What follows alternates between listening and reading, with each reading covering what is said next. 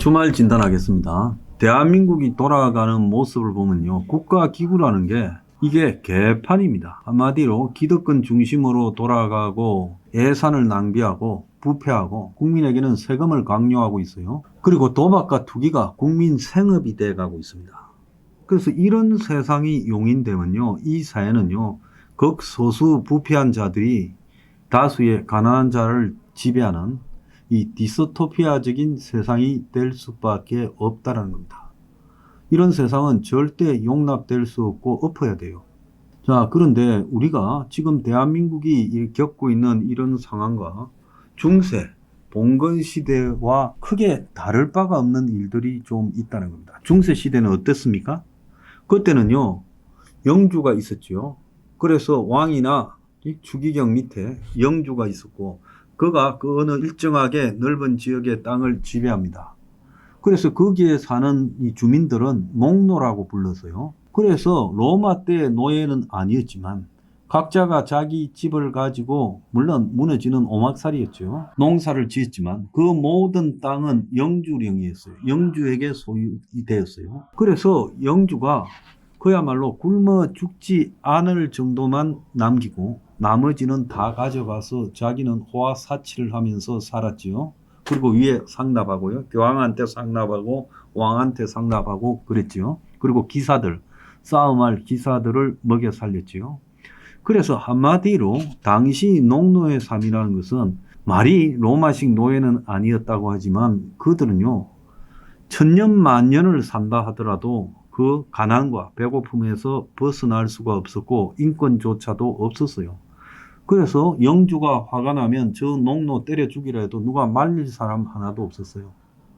그래서 동네에요, 늙은 여자가 혼자가 되면 저 여자가 마녀다 해서요, 신부 불러다가 종교재판에서 태워 죽여도 누가 말할 바가 없었어요. 그래서 수십만 명의 중세 여자들이요, 마녀로 몰려가. 동네에 흉년이 들어도 마녀 때문, 동네에 패스트가 번져도 마녀 때문, 동네 날씨가 나빠져도 마녀 때문이라고 해서 그냥 한 명씩 지목해서 태워 죽였습니다.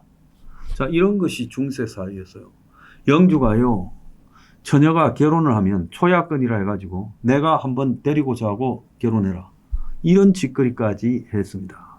그래서 당시 중세 사회의 농노라는 것은 살아있는 인간이 돼 사실 모든 것이 통제받는 비참한 상황이었어요. 중세가 붕괴될 때 농민의 반란이 곳곳에서 일어나고 난리가 나지 않았어요? 한국의 최근에 돌아가는 모습을 한번 보길 바랍니다. 이 국가라는 시스템이 있고 정부가 있고 국회가 있고 그 다음에 그 밑에 지방자치단체가 있고 행정부가 있고 도시, 군구, 지방자치단체가 있고 거기에 의원이 있고 수많은 공공기관들이 있고 이렇게 구성되어 있죠. 공무원만 지금 100만 명이 넘는 나라라고 합니다. 그런데 여기에 온갖 부패가 난무하고 있어요. 시, 군의원, 광역의원 이런 것들 얼마나 부패하고 시장, 군수, 구청장 그리고요 광역단체장 얼마나 부패합니까?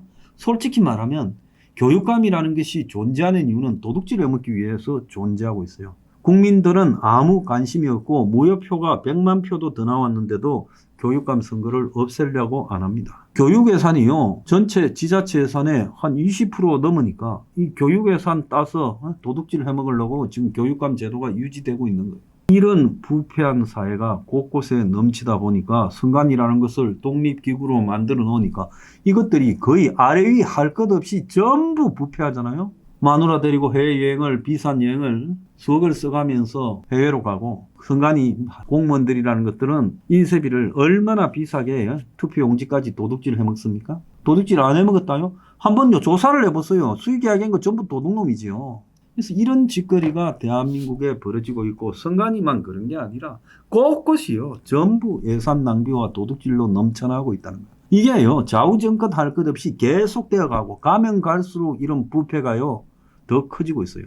국가가 주식을 장려해서 나라의 주산업을 도박 투기로 만들고 이것을요 오를 일이 없는데 올려가면서 그야말로 근로 의욕을 상실시키고, 더 나아가서 노인들의요 노후 자금을 갖다가 틀어먹고 중산층의 여유 자금을 다 틀어먹고, 그리고 수백만 명을 지금 빚덩이로 만들고 있지 않습니까?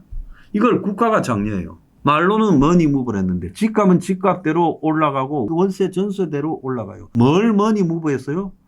머니무브 하긴 했지요. 없는 사람 돈 다 털어서 동네 독거노인 돈 털어서 상류층 부자들의 도박 수익으로 넘겨줬어요. 그러지 않습니까? 20, 30대요. 가난한 청년들 주머니 털어가지고 초상류층들 도박 수익으로 넘겨줬어요. 이게 머니무브입니까?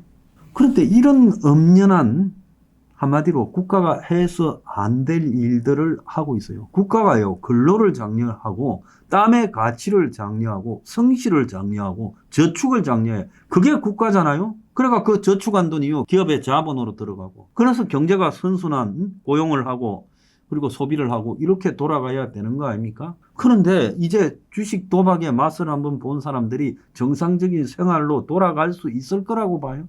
남녀노소 할 것 없이 전부 주식에 빠졌어요. 회사에 직장에 있는 놈들도 주식창 뒤다본다고 업무 효율이 말도 아니에요. 노인들도 장기 바둑 안 두고 또 이 주식하고 자빠졌어요. 국가가 이러는 법이 어디 있어요? 부동산은 또 어떻습니까? 지금요, 저 화성의 동탄이라는 지역에 거기가요, 서울에서 가도 1시간 걸리는 거리인데 거기가 무슨 놈의 집값이 올라갈 겁니까? 삼성하고 무슨 SK 직원들이요, 엄청난 수익을 번다고요. 집을 갖다가 계약을 판다고 계약했다가 계약금을 물어주고요, 안 판다. 하루에 2, 3억씩 올라간다. 이 짓을 하고 있어요. 이 부동산 투기판, 국민의 주거를 가지고 돈 내고 돈 따먹기 판을 만들었는데 이걸 잡는다고 큰 소리 쳐놓고 더 개판으로 만들어 놓고도 사과하지 않고요, 큰 소리 치고 있어요. 그렇다면 도박과 투기판을 장려하고 온 국가기구가 부패하고 이런 데서 국민들한테 세금을 내라고 요구할 그런 권리가 있습니까? 우리가 동의하지 않는 우리의 세금을 가지고 나눠 가져라고 뿌리고 있어요. 세상에 이런 나라가 어디 있습니까? 정권 잡으면요, 그 나라에 있는 모든 재벌을 내가 장악합니까? 그래서 내가 왕이 되는 겁니까? 아니, 대통령은요, 심부름꾼이에요. 최고 심부름꾼이에요. 그 심부름꾼이 왕처럼 지금요, 국민을 상대로 근엄하게 훈시를 한다고 하면서 저는 핵박처럼 들려요. 이런 나라가 어디 있어요? 그러면 국민들이요, 이런 나라에 대해서 최소한 이 부끄러움이라도 느끼면서 이런 체제를 타파해야 된다 생각을 하는 게 정상이 아닙니까? 지금 청년들이요, 얼마나 살기 어려운가 말을 못해요. 미래가 없어요. 여러분, 이 고시원에 살면서 조그만한 오피스텔의 빌라에 살면서 미래가 없어요. 여자를 사귈 돈도 없고 결혼할 돈도 없고 애 키울 능력도 없어요. 못나서 그렇다고요? 못나지 않은 자식들도 그래요. 극소수만 빼놓고는 대부분의 청년이 이렇게 살아가고 있어요. 지금 한 3년, 6년 전보다 훨씬 나빠요. 제가 처음에 서포 15조 국가적 고용 창출을 이야기하고 외노자 추방을 이야기할 때 많은 사람이 의아했어요. 그런데 지금은요, 이제 그런 세상이 돼버렸잖아요. 불과 한 6년 만에 급속히 한 해 한 해 다르게 일자리가 사라져버리고 있어요. AI가 뭔데? AI 해가지고 누가 돈을 법니까? 소수의 AI 만든 자본가들과 기술자들만 떼돈을 벌고 AI로 인해서 사라지는 일자리가 얼마나 많습니까? 삼성하고 하이닉스에서 반도체 팔아먹는다고요? 벌써 뭐 대한민국의 수출이 1조가 넘었니? 명목 성장률이 10%가 넘었니? 경제가 너무 잘 돌아간다고 하는 이면에 그야말로 70년대보다도 더 빈곤하게 살아가는 사람들이 많이 있어요. 한쪽에서는 돈을 쓴다고 난리가 났는데 대다수는요, 쓸 돈이 없어요. 이런 사회를 가지고요, 이걸 갖다가 이 세상이 제대로 돌아간다고 말을 할 수 있습니까? 반도체가 잘 되면 잘 될수록 점점 AI가 활성화돼요. 지금 삼성에서도요, 반도체 빼고요, 스마트폰이나 삼성의 전자기기를 만드는, 가전을 만드는 데는 전부 적자라 하잖아요. 왜 적자하게 했어요? 이제요, 전화기를 바꿀 돈도 없어요. 한 개당 200만 원 이렇게 넘는 전화기를 어떻게 바꿔요? 이제 집안에 테레비를 바꿀 돈도 없어요. 그러니까 소비가 얼어붙으니까 한편으로 반도체 말고는 다 지금 안 팔리잖아요. 그래서 이런 세상은 지옥을 향해서 가는 길이랍니다. 지옥을 향해서 가는 포장도로를 우리가 만들고 있어요.